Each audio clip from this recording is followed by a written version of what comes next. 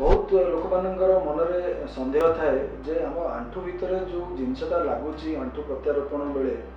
तो तार मेटालटा कौन तार जो मटेरियल अच्छी से मटेरियलटा कौन आ को मटेरियलटा मो पाई भल आमर माने देखा जाइए जे सीओसीआर सेटा कोबाल्ट क्रोमियम एलॉय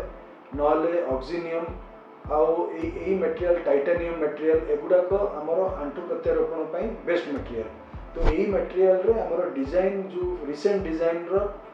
इम्प्लांट सब आजिकल कंपनी मैंने तैयारी करछंती कौन सी एक गोटे कंपनी रो मटेरियल भलो बोली एमती किछि नाही जेकोसी मटेरियल आजिकल मार्केट रे मिलुची माने हमर सप्लाई अछि तो सेही मटेरियल गुडा हमर सब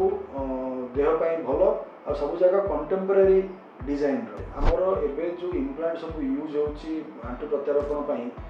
ताहा बहुत डेवलप हो गया।